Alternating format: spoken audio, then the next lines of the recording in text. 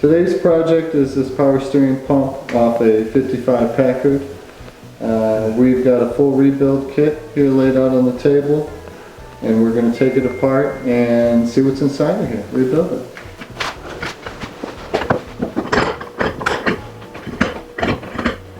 First thing is this pulley. Put a key in there. Don't want to lose.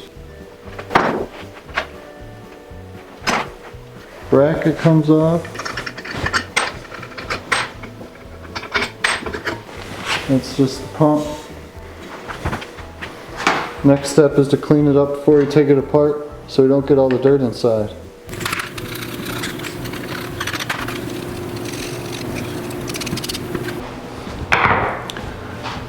Good evening. What we have is a power steering pump from a 1955 Packard. It's the one that was being cleaned up earlier. We have purchased a rebuild kit that includes O-rings and gaskets, bearings and seals. We purchased that from Cantor Automotive Products, and it's part number PAC, and the description is Power Steering Pump Repair Kit. We purchased it, so there's no sponsorship there. What I'm going to do is follow the manual, but in the manual it's already removed from the car, so what we got to do is take the pulley and the bracket off. And the reason I didn't do that prior to this is that I want to make a point that these three bolts, the three bolts that are holding the bracket on, are about a ½ inch longer than the two bolts that are holding the body of the pump together. So don't get them mixed up.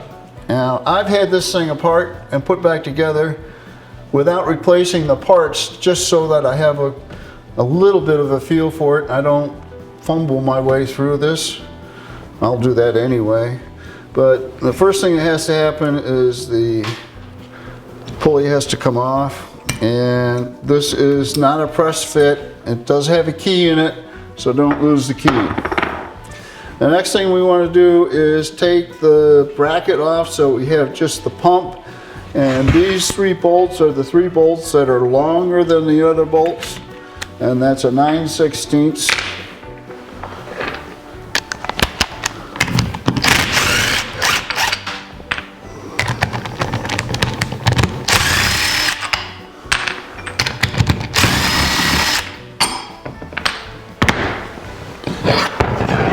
So we got the bracket off.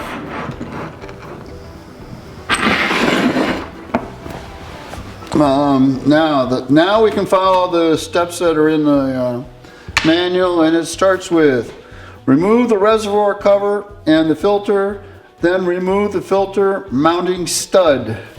Well, what they're talking about is this bolt right here. And what this bolt does is hold a tensioner on the top of the filter. So if you carefully take this thing up to the point where you can take the cover and spin it around, the tensioner will stay on the back of the cover and you won't have to put it back together. Then the filter comes out. Then they want us to remove the stud. Now this stud is that stud right there.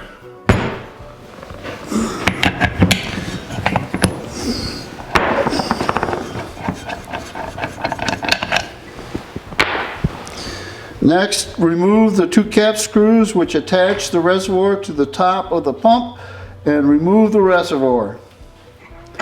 Those are ½ inch.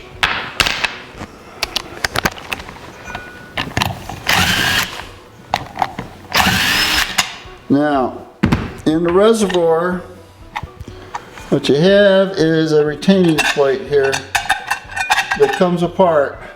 So just leave all of that right in there so you don't lose the parts.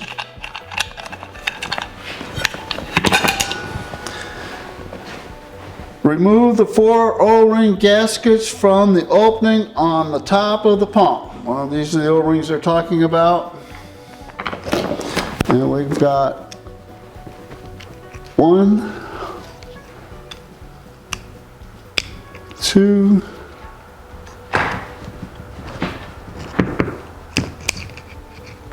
3, 4. I don't get rid of anything until the project's redone, but we're going to put new O-rings in. Clamp the pump in a vise at the lower bolt holes. Loosen the hose adapter cap. That's this right here. I've already loosened it. Remove the bolts which attach the pump cover to the pump body. Separate the body from the cover and remove the large and small O-ring gaskets. Now, what they don't caution you here is that when you take the bolts apart, the body's going to separate and the pump vanes are going to come apart. And what we don't want to do is have the pump vanes end up in a different orientation from what they are right now. So we got to be very careful when we take this out that we keep the pump vanes in the correct orientation. Now, I've had this apart, so there we go.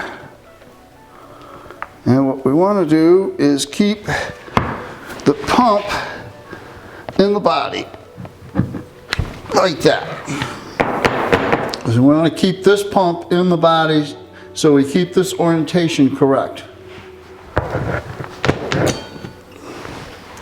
So now, what they say to do is remove the adapter cap and O-ring gasket and remove the flow valve, spring, orifice plate, and the valve subassembly from the pump body. That's this right here, and we loosen this. So there is the cap and the O-ring, a spring. Now, what they talk about an orifice plate, we didn't find one. But I think it's already machined right into the sub valve assembly. And we were lucky enough to have a spare pump here, and we took it apart, and it was exactly the same as what this is. So we're not going to worry about that. Now, if we were going to go on here, we would disassemble this valve assembly because we weren't having any problems with it. We're going to leave it alone. In fact, what we're going to do is put it in some Type F transmission fluid.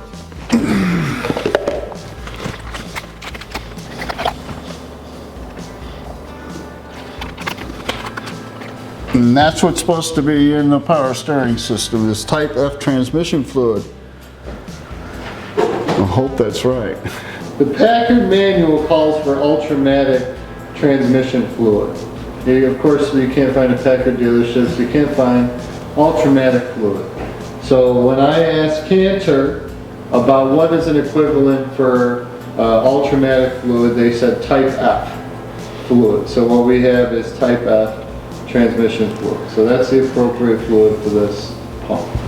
Just a note here is there is a brass bushing, I would guess, copper or brass bushing at the back of this pump plate that is not included in the rebuild kit, so we'll leave that alone. Remove the rotors as an assembly from the pump body, keeping them nested in the position from which they were removed. In other words, keep it located the same way. Don't let the gears fall apart. Now, this is easy enough to just shake it a little bit and it'll come apart. So all you gotta do is make sure that you keep the rotors nested. Don't make any difference what position they're in, just that they're nested together. And the rebuild says the large O-ring originally used around the power steering pump rotor is being replaced by 2 O-rings. Install the smaller of the 2 larger O-rings first in the groove on the rotor side of the pump. Next, install the larger of the 2 O-rings over the previously installed O-ring. The remainder of the installation is straightforward. Follow the diagrams for O-ring placement. So this is the flat O-ring that we're going to replace with 2 round O-rings. Then it says, remove the drive pin from the opposite end of the pump body. Remove the retaining ring holding the bearing assembly in place in the pump bore. Well, that's the retaining ring, and we'll drop that in there. And then the clip they're talking about is this clip right here.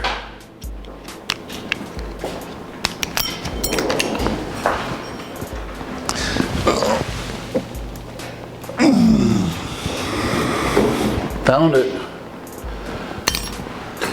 And then remove the assembly of the shaft and the ball bearing retainer from the pump body as a unit by tapping the pump shaft on the end with a plastic tipped hammer thusly.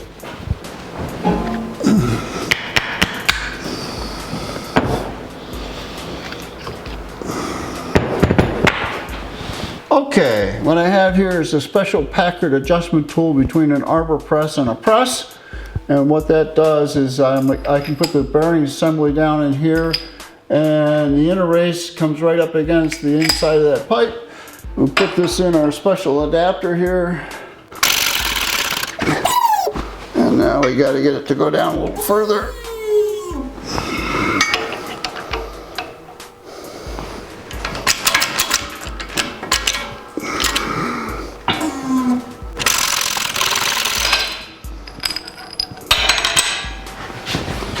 And we have bearing and shaft. The pump shaft oil seal may be removed if necessary using the pump drive shaft seal remover. Details, that's Packard part number -2. Well, I don't have that, but I have a Harbor Freight blind hole pour and an extra set of hands. And this is just a slap hammer that pulls the seal out. Next, inspect the pump body rotor pocket bushing. If badly scored or damaged, replace the pump body. That means that if this bushing right here is scored, you replace the whole body. Wow. Next, inspect the pump body cover for nicks and the burrs and the pump cover bushing for excessive wear, and clean up or replace as necessary. So this bushing you must be able to get. I can see how it could be pressed out if you needed to do that, but it's clean and nice and smooth. There's no nicks or burrs. Everything's nice and clean. 70 years old. Check the tooth nose clearance on the rotors with a feeler gauge. If the clearance exceeds 6 thousandths, install a new set of rotors. That means if my 6,000 set of rotor feeler gauge goes into this rotor here, we can't use it. But it is a no fit, so we're in good shape. Check the rotor end clearance as shown in figure 64. If the clearance exceeds 3 thousandths, replace the rotors. Well, what they want me to do is to take this body and take these rotors and set them down in there like that.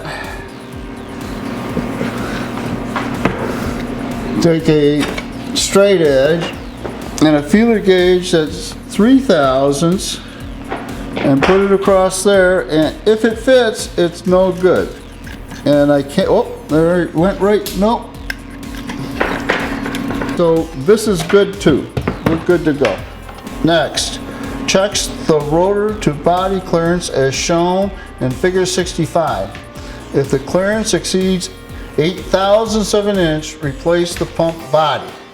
Well, what they're talking about now is, and this is an 8,000 feeler gauge, the distance in between this and here. And this should be a no fit, and it is a no fit. Always install new gaskets O-rings after disassembly of the pump to prevent possible linkage. All parts should be lubricated with ultramatic oil when reassembling a unit. Well, we had the discussion of what this oil was.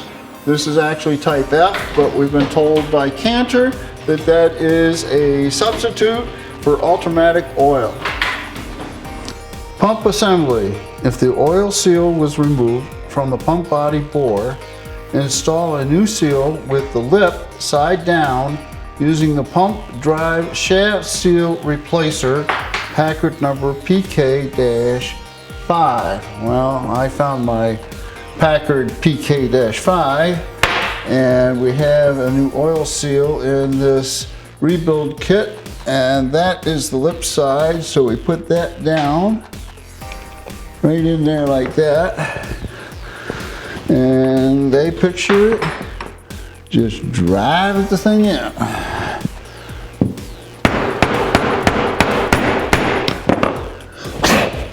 Perfect.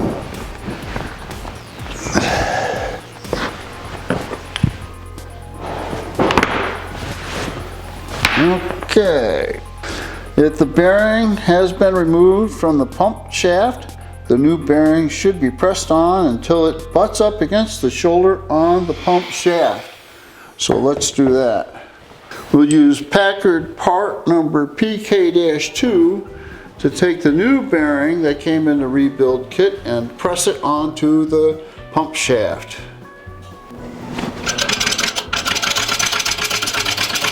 You see, it can still spin the bearing. There's no stress on the bearing.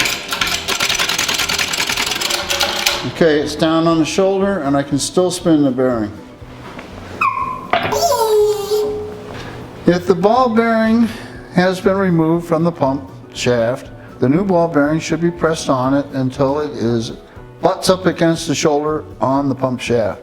Install the pump shaft and the bearing in the pump body, and then install the bearing retaining ring. Well, the first thing I'm going to do is lubricate it up.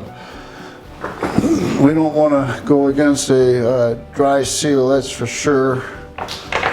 So I'm going to nice new seal there, so it'll be a tight fit. There we go. Come on, baby. There we go.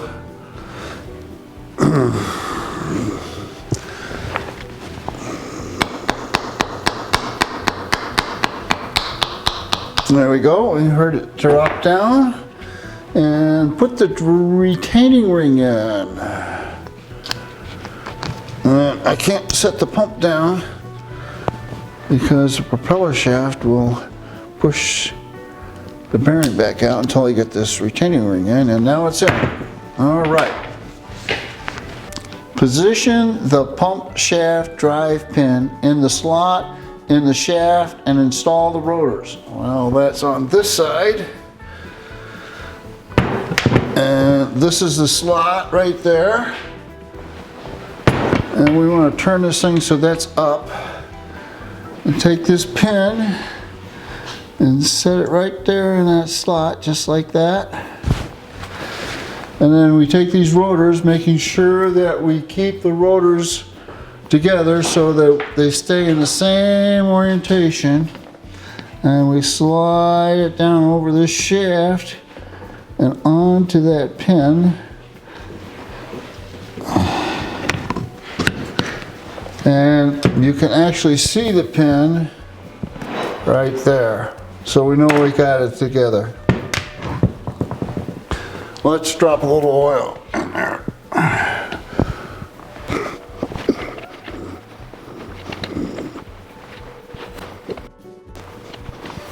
Somebody, I know, I've heard that what some people do is pack these pumps with Vaseline in order to get it to develop the suction right off the bat. I don't know if I prescribe to that. The manual doesn't say anything about packing it with anything. It does say to lubricate everything with the Type F transmission. So that's what we're going to do.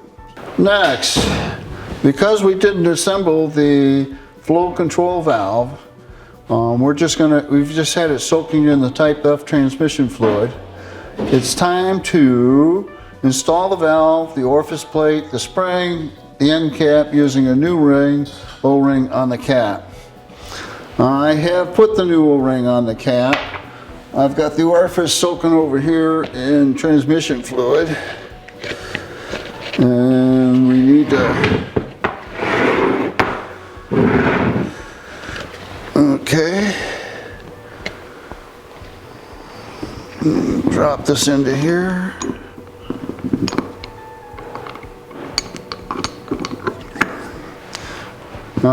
This doesn't have a washer. It didn't have a washer in there, but there is a retainer for the spring in there, so maybe they modified it so you don't have to have the washer anymore.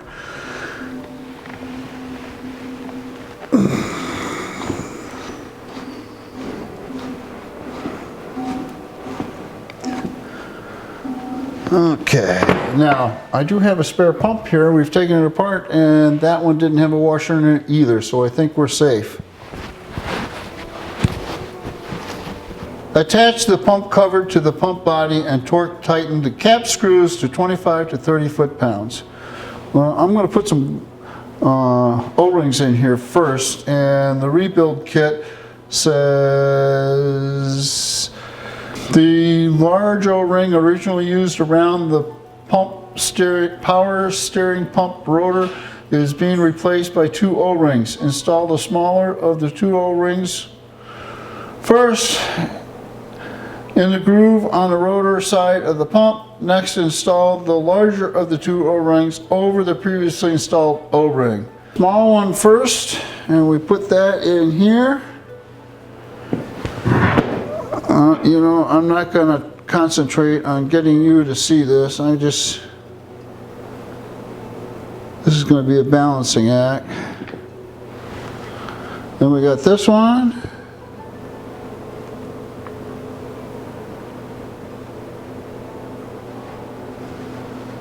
And then we got this one.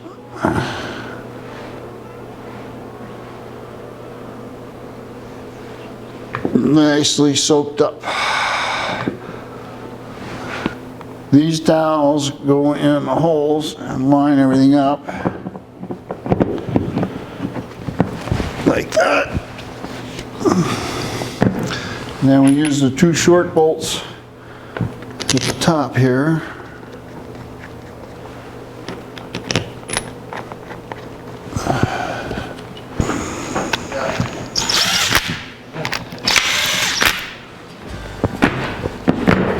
Install the new O-ring gaskets at the openings on the pump body as shown.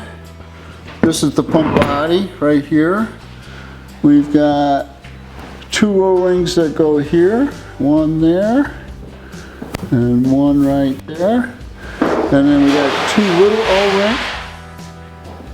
Thank you. That shop noises were okay. 2 little O-rings that go right there. Like that. Attach the reservoir to the pump body and then install the filter mounting stud.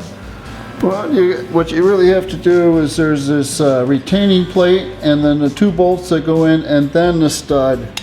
So we'll go down here. And then this is the retaining stud. No, there's no torque specs given here.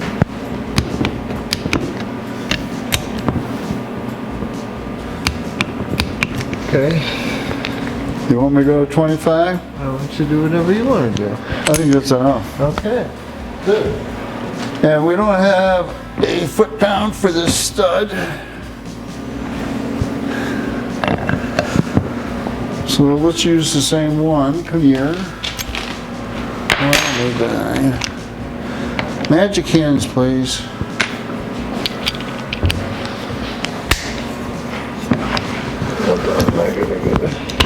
What's this one gotta go to? I'm gonna just go the same.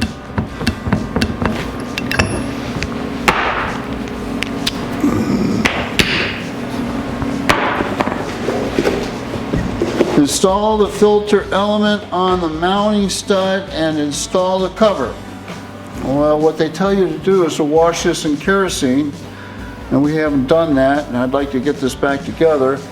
I'm trying to persuade my cohort here to buy a new one. I mean, it's only 70 years old.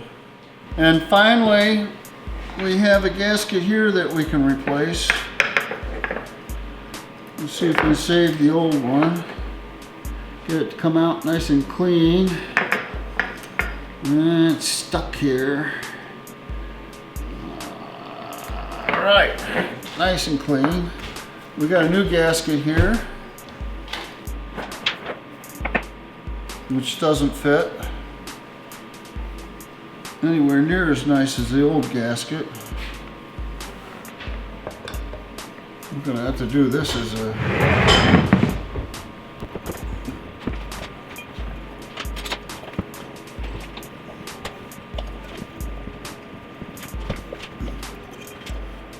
this is ridiculous. Arthur, use the old one.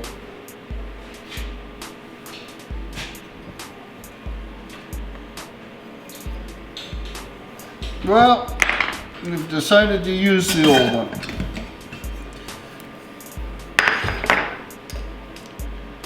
Like so many other things, sometimes it's best just left alone.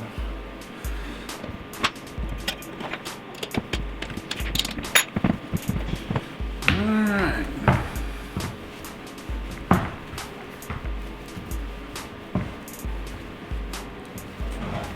Final step.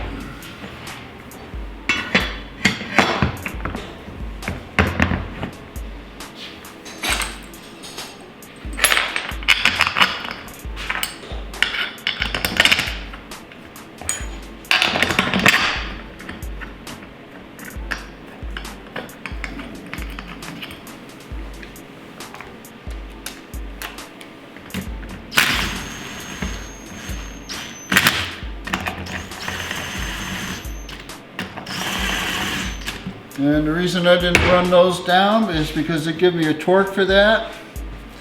And the torque for that is attach the pump cover to the pump body and torque and tighten the cap screws to 25 to 30 foot-pounds.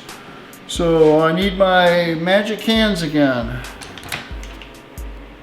We'll go to 20 first.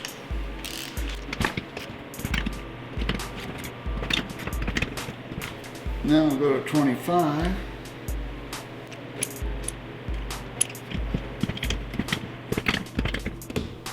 Now it's 25 to 30, so we'll go to 27.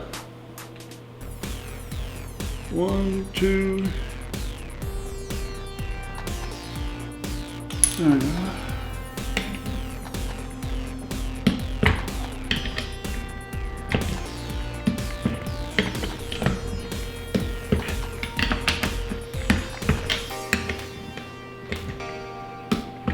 Okay, thank you, Magic Hands. Yeah. Final thing, install the pump drive pulley and the key on the pump shaft and tighten the pulley retaining screw to 15 to 18 foot-pounds. Well, we have the key has been put away for safekeeping because someone was afraid I'd lose it. So I'll just put the bulb on here because we're going to have to take it back off. And I think what we have is a completed rebuild on a 1955 Packard. Now we have to tighten this bolt, we have to tighten this bolt. We got to take this back off, put the key in. We may want to struggle a little more with this new gasket that doesn't work very well. And I think we're done. So here we have a restored as needed